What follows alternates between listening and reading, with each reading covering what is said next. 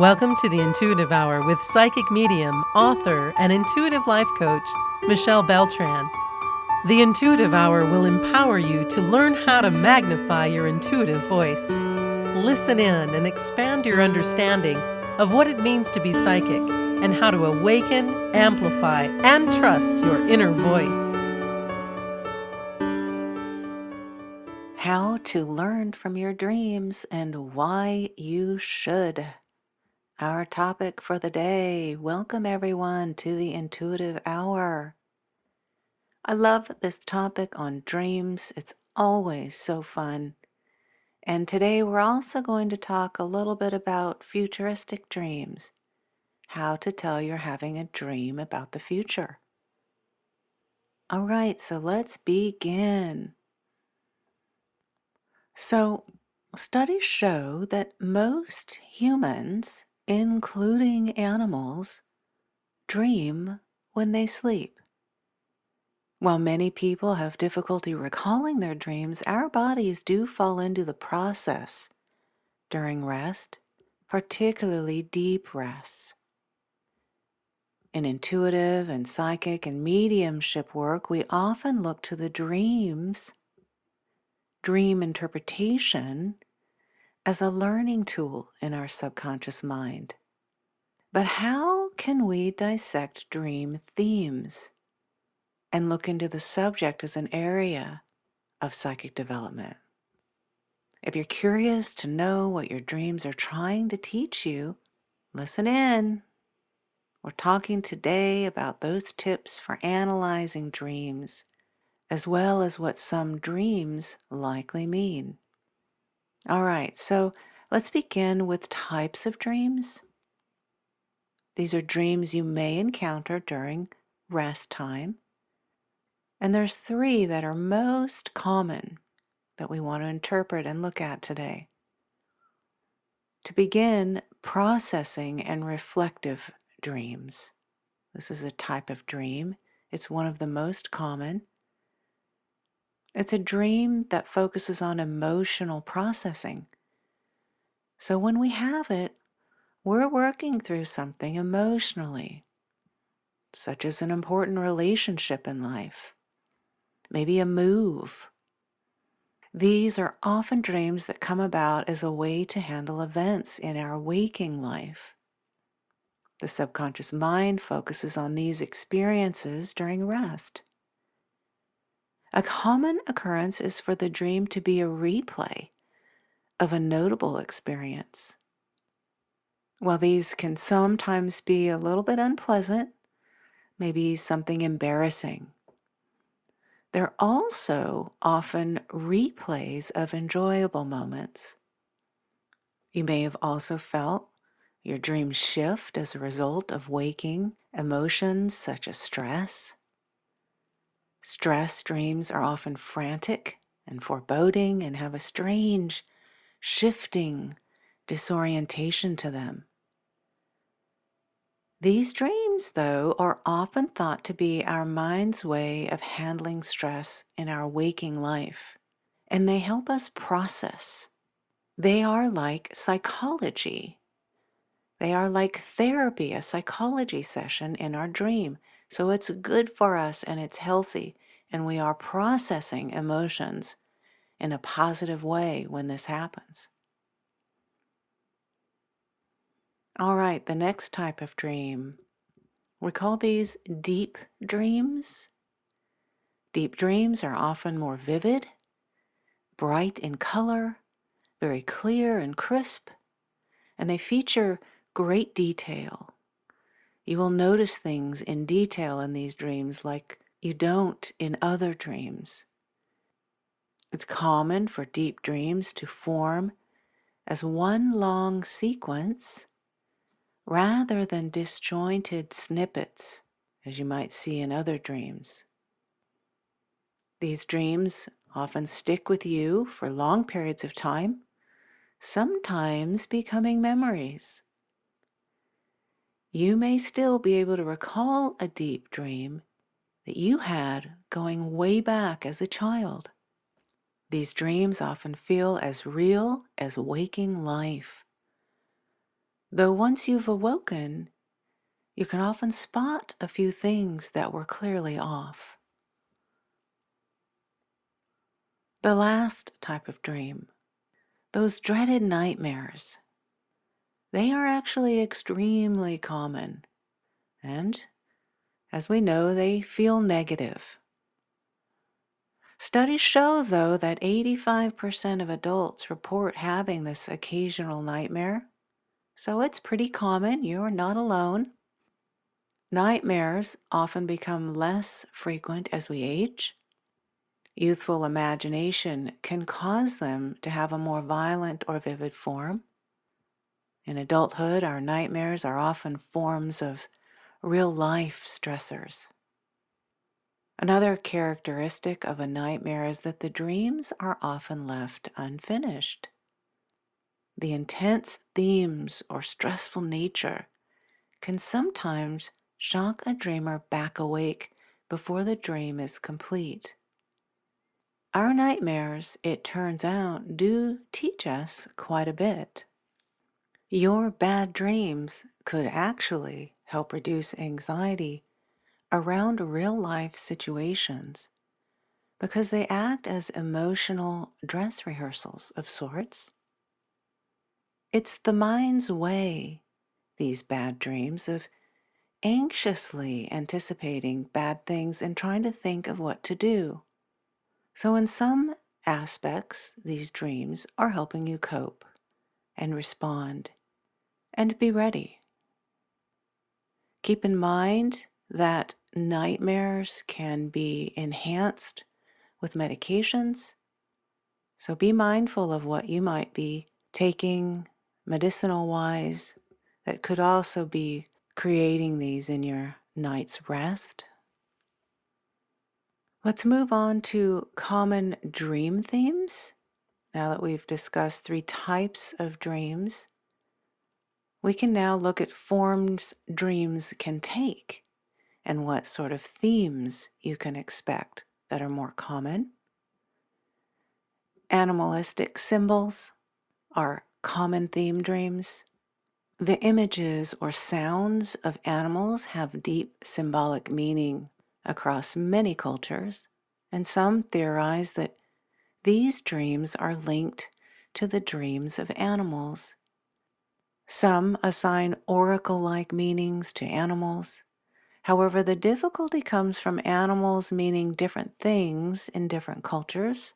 So be mindful of this as you're interpreting that dream where you're having an animal kind of symbol. As an example, the elephant is seen as sacred in many Eastern cultures, but in most Western cultures, the elephant has less relevance in that way. As such, the dream of an elephant can be interpreted in different ways depending on your culture. Another common dream theme, bodily failure, teeth falling out. Our bodies failing our commands is also a common dream theme. The theme comes into play when you have a dream of your body not being able to accomplish a task. For example, you might have a dream where you were under physical threat. Your attempts to fight back are strange, and maybe you're suddenly unable to muster the physical ability to do so despite wanting to. You move slowly or lethargically. In many interpretations, this is a result of a subconscious mind feeling helpless or powerless. Many other dreams of bodies rotting or rapidly failing, as I mentioned, teeth falling out or skin breaking away, are common symbols of these dreams. A common interpretation here is that these dreams highlight the dreamer's feelings of failing to grow or just failing in general.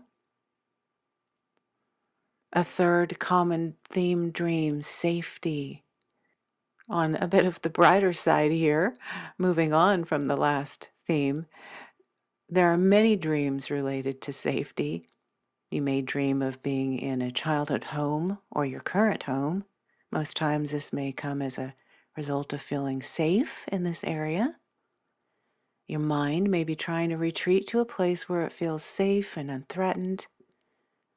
There are other locations that you may relate to safety on a personal level. A favorite park, a close companion's home, or even a hospital could all have similar meanings.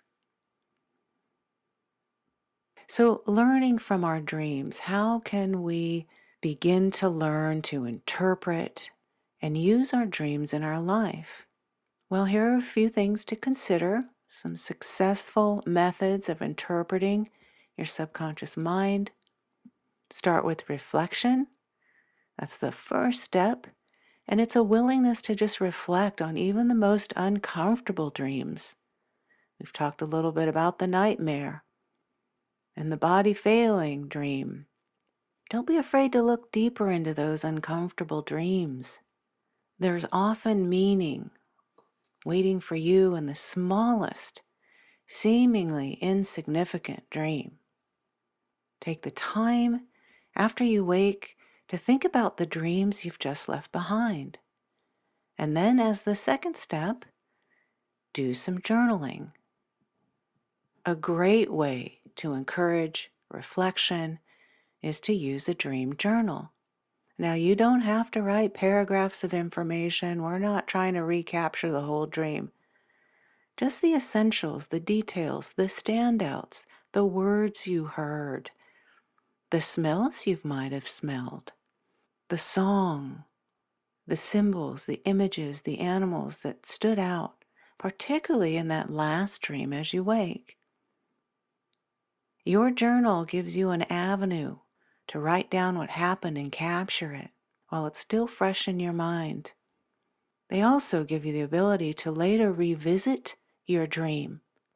Otherwise, you may find much of the dream fading from memory, and rather quickly. As you capture it and go back to it, you come back to it often with clarity after time has passed, a new sense of knowing or understanding. And last, discussing. Discussing your dreams with other people if you're unsure, looking for answers. This helps you find meaning that might be hiding, and it's an ideal way to mix socialization with your intuitive psychic development in your dream space. All right, let's talk a little bit now as we begin to wind down the day. I would like to talk about the future dream and how to know you're having it. Just a few quick tips to identify that dream that's trying to guide you and what to look for. First and foremost, visual symbols. Those dreams of the future will often present a visual symbol letting you know time is of the essence. For example, preceding this dream, maybe you see the sun rising. Maybe you see a clock or a calendar. If you're a musician, you might see a metronome. These are all symbols letting you know time is of the essence.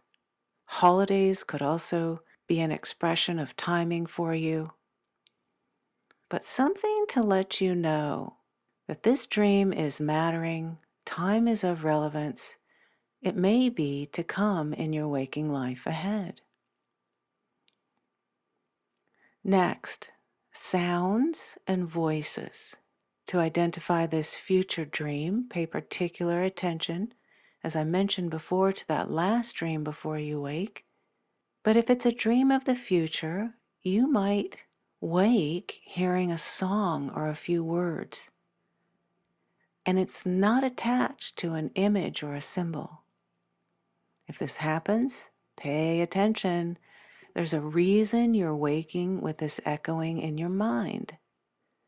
This is your subconscious requesting you listen to the dream, and it's a clue of connection to your daily life and what's ahead. Be sure to listen and receive the words exactly as you hear them. Don't make assumptions, and take the message word for word. All right, emotional cues. If you feel a strong emotional urgency to pay attention to the dream, then this dream may also be a suggestion that time is of the essence and the dream will come again ahead in life. An example may be a dream of a birthday cake and someone's birthday. This is a feeling of especially intense emotion that you would have around this. So you can identify this emotion-filled dream as it often comes amidst many placid dreams. So you would have just normal, placid dreams, one after the other, and then out of the blue comes this very emotionally engaged, intense dream. So the emotional intensity of the dream is easily noticed, and it might even repeat. All right, everyone. If you're wanting to learn more about your dreams and about dreams of the future, great. You must first begin to be more aware of your dreams. Information in dreams comes to you when it can't reach the waking mind. So work to develop the facility for recalling dreams. As I've shared with you today, a dream journal can be incredibly powerful in helping you recall those higher vibrational messages delivered to you in your sleep. Also, be sure to check out Hemisync Music, and that's spelled HEMISYNC, Hemisync Music specifically for dreams, and listen to that as you fall into your dream space. Last, as we begin to wind down here today, this is an important topic. I've talked about it many times here at the Intuitive Hour. I've also written about this at my blog at michellebeltran.com. Both are wonderful resources for you as you begin to open to this dream space and the power of your subconscious mind and receiving information for yourself here. All right, have a wonderful rest of your week, everyone. I'll see you next time. If you enjoyed this episode of the Intuitive Hour, please consider following, rating, and reviewing the podcast at Apple Podcasts or wherever you listen. You're welcome to access Michelle's free controlled remote viewing exercise that will empower you to uncover answers to your burning questions about lost objects, events, or people in the past, present, or future. Visit michellebeltran.com to access this free offering and rediscover what was once lost.